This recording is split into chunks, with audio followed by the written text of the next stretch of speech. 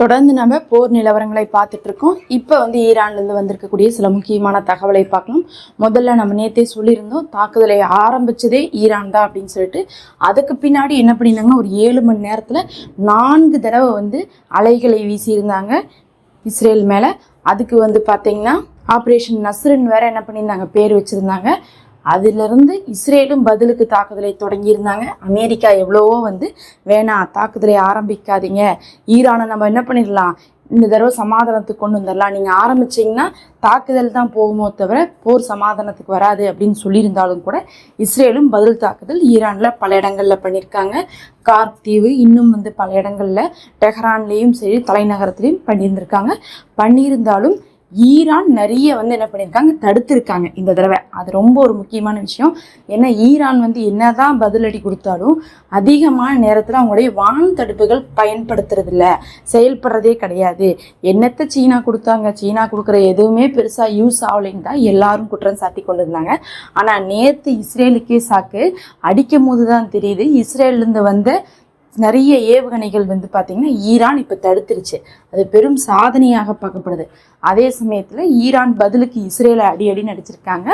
பல இடங்களில் வெடித்து விழுந்திருக்குது.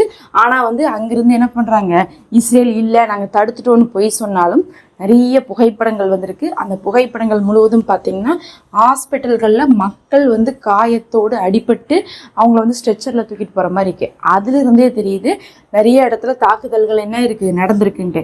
இஸ்ரேலில் ஒரு சட்டம் இருக்குது, அங்கிருந்து புகைப்படத்தை எடுத்து வெளியிட்டாவோ இல்லை மக்கள் யாராவது உண்மையை சொன்னாவோ அவங்களுக்கு என்ன கடுமையான தண்டனை கொடுப்பாங்கன்னு உங்களுக்கே தெரியும். அதனால மக்கள் பயந்துட்டு உண்மையை சொல்லாமல் இருக்காங்களோ தவிர அங்கிருந்து 1-2 வரக்கூடிய புகைப்படத்தை வச்சே தெரிஞ்சுக்கலாம். இஸ்ரேலில் பாதிக்கு பாதி அழிவுகள் ஏற்பட்டிருக்குது. பல இடங்கள், நெகோ பாலைவனம், அதுக்கப்புறம் டெல்லவியூ, பென்குரின், அதுக்கப்புறம் இன்னும் பார்த்தா பல இடங்களில் 2க்கும் மேற்பட்ட இராணுவ தளங்கள்லையும் அழிவு ஏற்பட்டிருக்கு. அதே மாதிரி இதுக்கு முன்னாடியே பார்த்திங்கன்னா அவங்களுடைய அணு ஆயுதம்லாம் இருக்கக்கூடிய இடம் அப்படின்னு சொல்லப்பட்ட இடத்துல தாக்குதல் நடந்துருந்துச்சு. அந்த இடத்துலையும் இந்த தடவை வெடிப்பு சத்தம் ஏற்பட்டிருக்கு. ஆனால் இது பார்த்திங்கன்னா ஒரு அச்சுறுத்தல் தாக்குதல் தான். ஈரான் என்ன சொல்கிறாங்கன்னா, ஹிஸ்புல்லாவை இன்னும் நீங்கள் அடிக்கிறீங்க, லெபனானை இன்னும் அடிக்கிறீங்கன்னா நாங்கள் உங்களை அடிப்போம் அப்படிங்கிறதுக்கான ஒரு அச்சுறுத்தல் தாக்குதலாக இருந்தனால ஈரான் இஸ்ரேலை அடிக்கும் போது கடுமையான பாதிப்பு ஏற்பட்டாலும் பெரிய ஒரு அழிவு நாசத்தை ஏற்படுத்தக்கூடாது. அங்கே ஒரு த்ரெட்டன் பண்ணால் போதும், என்ன நீங்கள் லெபனானுக்குள்ளே பண்ணுறீங்களோ அதை நாங்கள் இஸ்ரேலுக்குள்ளே பண்ணுறோம். லெபனானில் பொதுமக்கள் பாதிக்கிறாங்க, பொது கட்டிடங்கள் அழிக்கப்படுது, லெபனானுடைய ஒரு ஸ்ட்ரக்சரே போயிட்டுருக்குன்னா அதை நம்ம செஞ்சால் போதும். மற்றபடி முழு நீள போராக இதை மாற்ற வேண்டாங்கிறதுக்கான ஒரு முயற்சியாகத்தான் இவங்க இதை ஆரம்பிச்சிருக்காங்க. அதனால் பல பகுதிகளில் தாக்குதல் நடந்தாலும் பார்த்திங்கன்னா மேலோட்டமான சேதங்கள் ஏற்பட்டிருக்கு. அந்த மேலோட்டமான சேதமே இஸ்ரேலுக்கு ஒரு பெரும் அழிவாக பார்க்கப்படுது. இந்த நேரத்தில் பார்த்திங்கன்னா ஆய்வாளர்கள் 3 தரப்புலேருந்து ஒரு கருத்து சொல்லியிருக்காங்க. ஒன்று, ஈரானுடைய ஆய்வாளர்கள் என்ன சொல்லியிருக்காங்கன்னு பார்க்கும்போது, இஸ்ரேலுக்கு சமாதானத்தின் மீது நாட்டம் இல்லை, அவங்களுக்கு ஏதாவது ஒரு நாட்டில் சண்டை பிடிக்கணும். முதல்ல ஈரான்கிட்ட சண்டை ஆரம்பித்தாங்கல்ல, அதில் வெற்றி கிடைக்கல அவங்களுக்கு.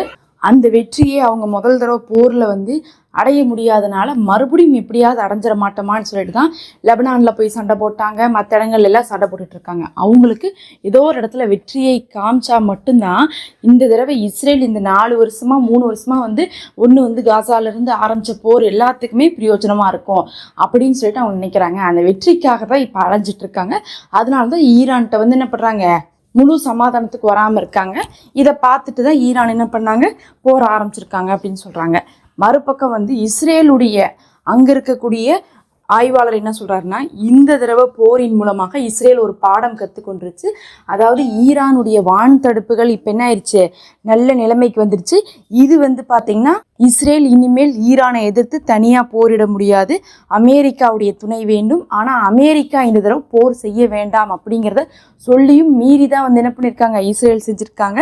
இனி இந்த போரை கண்டினியூ பண்ணுனா கூட அமெரிக்கா இல்லாமல் இஸ்ரேல் செய்ய முடியாதுங்கிறனால நிறுத்துறதுக்கான நிலைமை தான் ஏற்பட்டிருக்குன்னு சொல்லியிருக்காங்க இஸ்ரேல் தரப்புலேருந்து.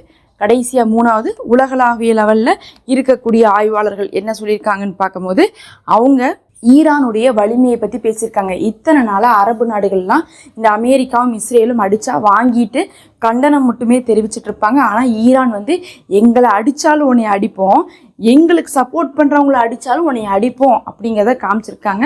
உங்ககிட்ட சமாதானம்லாம் பேசிகிட்டு இருக்க முடியாது, எங்களுடைய அதிகார மொழினா என்னது, நாங்கள் வந்து எப்படி சண்டை போடுவோமோ அந்த அதிகார மொழியில் உங்ககிட்ட நான் பேசுவேன் அப்படிங்கிறது இப்போது ஈரான் அமெரிக்காவுக்கும் இஸ்ரேலுக்கும் காமிச்சிருக்காங்க அப்படின்னு சொல்லிட்டு உலகளாவிய லெவலில் ஆய்வாளர்கள் சொல்லியிருக்காங்க. சரியான அடி வாங்கியிருக்காங்க இஸ்ரேலு.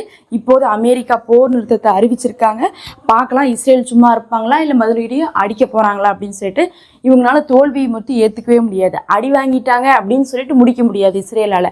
அதனால வந்து பார்த்திங்கன்னா அடுத்த ஒரு 12 மணி நேரம் பொறுத்திருந்து பார்த்தா தான் தெரியும் போர் வருதா இல்லை முடிஞ்சிருச்சான்ட்டு.